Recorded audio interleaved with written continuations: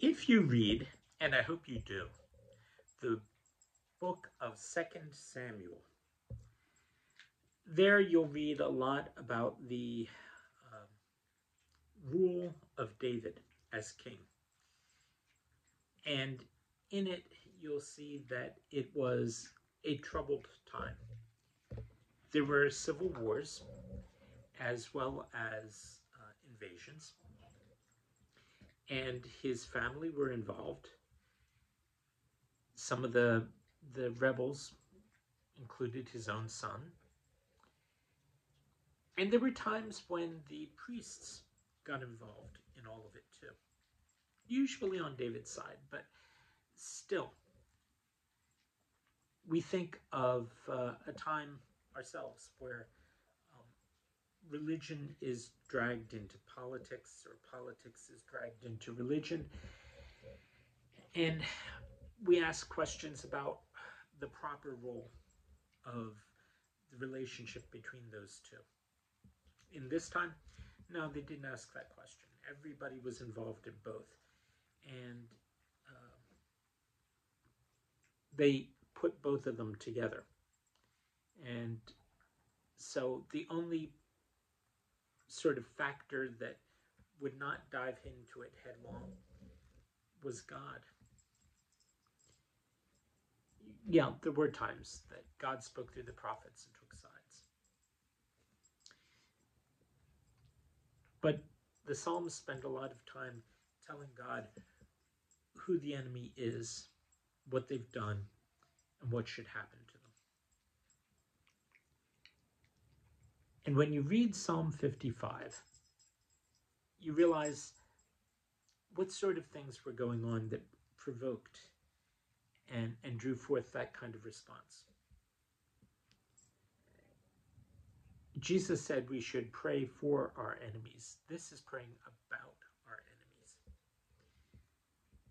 But you have to start somewhere.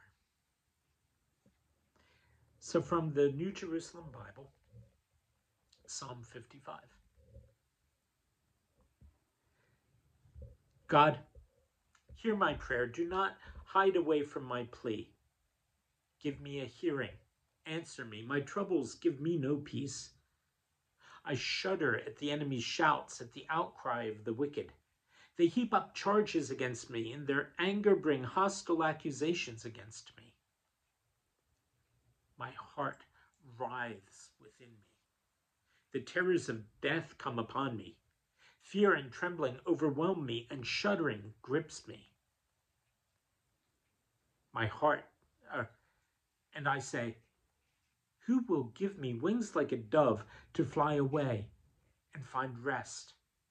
How far I would escape and make a nest in the desert.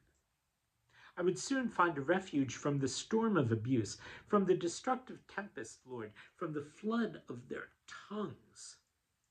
For I see violence and strife in the city. Day and night they make their rounds along the city walls. Inside live malice and mischief.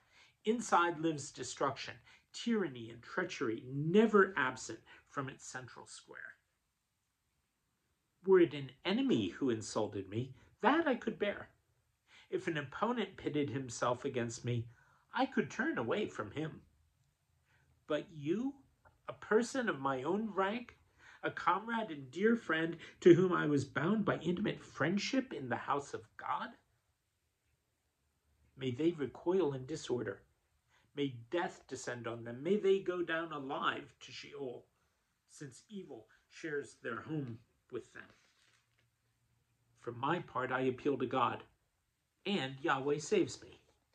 Evening, morning, noon, I complain and I groan.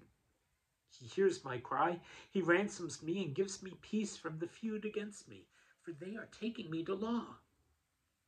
But God will listen and will humble them.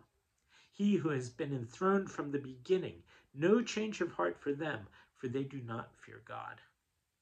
They attack those at peace with them, going back on their oaths. Though their mouth is smoother than butter, enmity is in their hearts. Their words more soothing than oil, yet sharpened like swords. Unload your burden onto Yahweh, and he will sustain you. Never will he allow the upright to stumble. You, God, will thrust them down to the abyss of destruction. Men bloodthirsty and deceptive before half their days are spent. For my part, I put my trust in you.